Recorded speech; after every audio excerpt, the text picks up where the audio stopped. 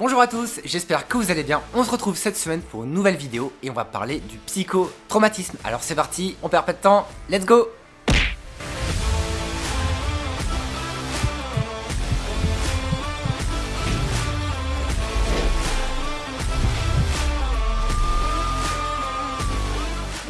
Bonjour à tous, et écoutez, on se retrouve pour une nouvelle vidéo et cette semaine, comme je vous l'ai dit, on va parler du psychotraumatisme et je suis avec Alice, et je vais te laisser te présenter. Alice, je suis psychologue spécialisée dans la prise en charge du psychotraumatisme. Alors est-ce que tu peux déjà commencer par nous expliquer ce que c'est que le psychotraumatisme? Le psychotraumatisme, ça démarre quand on est confronté à un événement où on va être confronté au réel de ce qu'on appelle le réel de la mort, c'est-à-dire un événement où votre vie ou celle de quelqu'un de très proche est menacée. Et là, qu'est-ce qui se passe à ce moment-là? Dans le cerveau, on a une toute petite zone qui s'appelle l'amygdale. L'amygdale, c'est la partie du cerveau qui n'a pas évolué depuis que l'homme est homme. Toutes les autres parties cérébrales ont plutôt grandi, sont développées, et l'amygdale, qui est notre instinct de survie, elle est restée la même. C'est-à-dire qu'on a la même amygdale et le même instinct de survie que tous nos ancêtres. Notre instinct de survie, c'est quoi? C'est soit se défendre, se battre, soit fuir quand le danger est trop grand et qu'on n'est pas en capacité de se battre, soit le dernier qu'on connaît moins, c'est celui qu'on appelle la sidération, le freeze. Et ça, c'est important qu'on en parle parce que souvent les victimes de psychotrauma vont nous dire mais j'ai pas pu bouger, j'ai pas pu me défendre, j'ai pas pu parler, j'ai pas pu crier. Eh bien c'est normal. Ce qui peut être culpabilisant.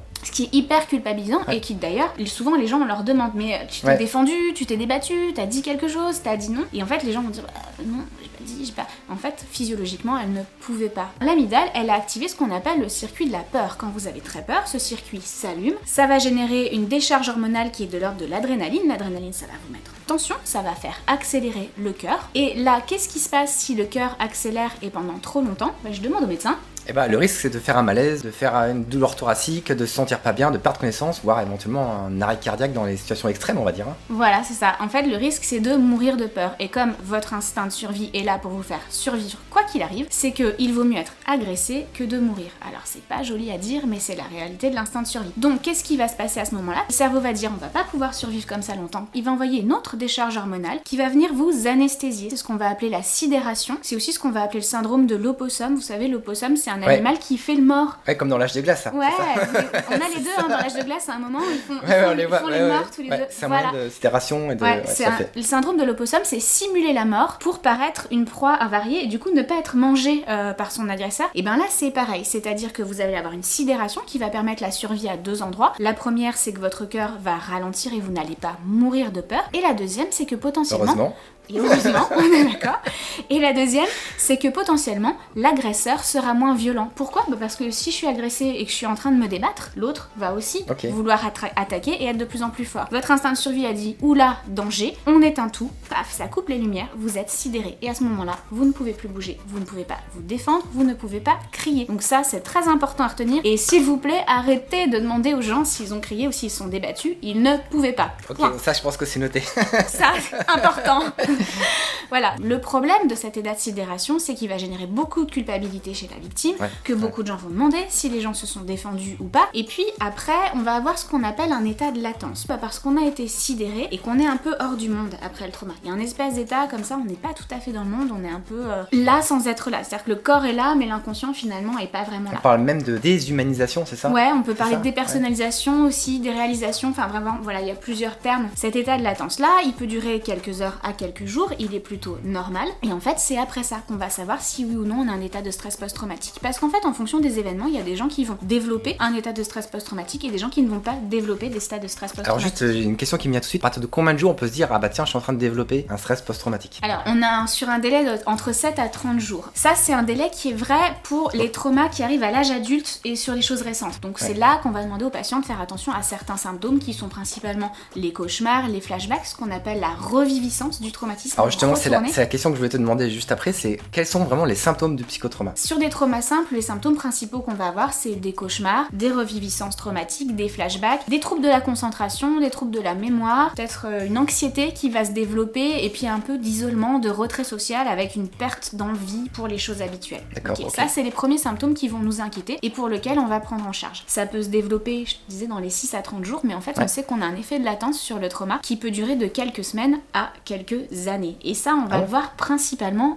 sur les traumas complexes. Le trauma complexe, c'est un traumatisme qui arrive plutôt dans l'enfance, ou alors un traumatisme qu'on va appeler un trauma répété, ce qui sont plutôt les violences faites aux femmes, les violences intrafamiliales, les violences sexuelles, l'inceste, les choses comme ça. C'est des traumatismes qui sont répétés, le trauma complexe. Le problème, c'est qu'il se passe dans l'enfance, à un moment où on est en pleine construction de soi, en pleine construction psychique, et que du coup, ça vient altérer la construction. Donc sur le trauma complexe, on va retrouver les mêmes symptômes que ceux que j'ai cités, mais on va trouver d'autres symptômes qui sont un peu plus importants et un peu plus graves. On va retrouver beaucoup de dissociation. La dissociation, j'ai vu, vous en avez déjà parlé dans les vidéos, on en parle en hypnose, des choses comme ça. Alors, explique un petit peu ce que c'est que la dissociation. C'est pour ça que c'est assez complexe. Alors, la dissociation, c'est à la fois être ici sans être ici. C'est un état qui peut être naturel quand on n'est pas traumatisé, c'est-à-dire que toi, t'es venu en voiture aujourd'hui, je pense que t'étais pas présent tout le long du chemin. Voilà, donc c'est vrai que ça m'arrive régulièrement lorsque je sors de garde, je suis en train de rentrer, ça vous arrive probablement aussi déjà. Vous rentrez chez vous tranquillement et puis vous êtes en train de penser à votre journée, ce qui s'est passé. En fait, on est là sans être là en fait. C'est un état normal du cerveau. Ça, c'est un état normal et quand on fait ça, c'est qu'on fonctionne bien. Et on le arrive tous en fait. Tout le monde fait ça. Tout le monde. Ouais, c'est tout le monde. Et ça veut dire que tu fonctionnes bien quand tu fais ça.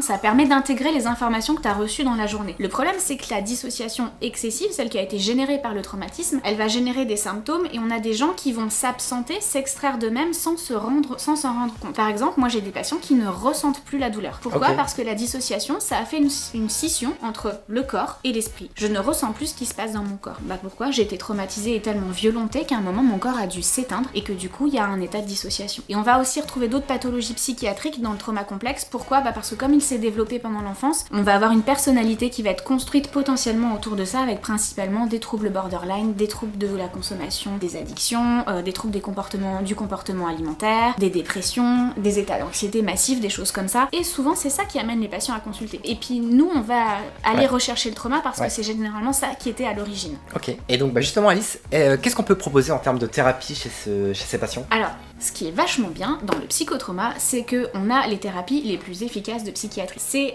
l'endroit où les thérapies sont plus efficaces que les traitements médicamenteux.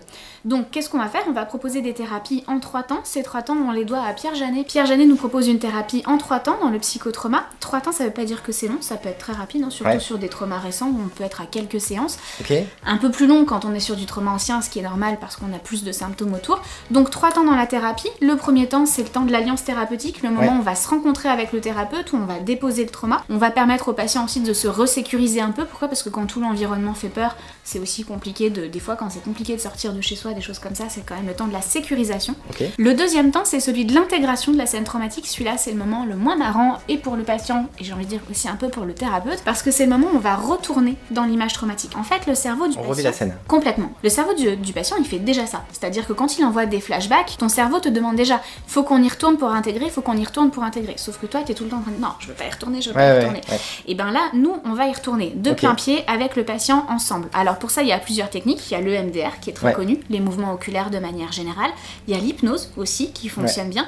Et puis il y a les TCC avec la thérapie d'exposition. Deuxième temps de la thérapie, c'est le moment de l'intégration. Ce temps-là, il est plutôt court en fait, parce qu'on n'a pas besoin de retourner très souvent dans la scène traumatique. Il suffit d'y retourner et en fait que quelque chose de différent se passe, un ressenti de sécurité. Et puis on a un troisième temps dans la thérapie, ce qui est la phase de réhabilitation. C'est le moment où on permet au patient de se détacher du thérapeute, de sortir de la thérapie et d'aller vers l'extérieur. Retour à la vie normale. S'il y a des gens qui regardent là et qui sont témoins d'un proche en fait, qui sentent qu'il y a un psychotraumatisme, qu'est-ce qu'ils peuvent faire ? Alors je pense qu'il faut oser en parler aux proches, parce que souvent les gens, enfin moi je vois les patients traumatisés et ils me disent mais en fait personne m'en parle.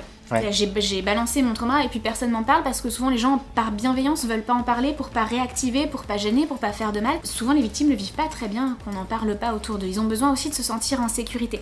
Et en fait tu me fais faire une super transition parce que ce qui fait traumatisme, c'est pas l'événement en soi. Alors c'est assez dur à dire et souvent ça prend du temps pour expliquer ça parce que les gens vont vous dire bien sûr que si, c'est mon viol qui fait traumatisme, bien sûr que si, c'est l'accident. Et en fait oui et non. C'est-à-dire que oui, l'image va rester et est traumatisante, mais ce qui fait traumatisme, c'est ce qui s'est passé autour ou surtout ce qui ne s'est pas passé autour.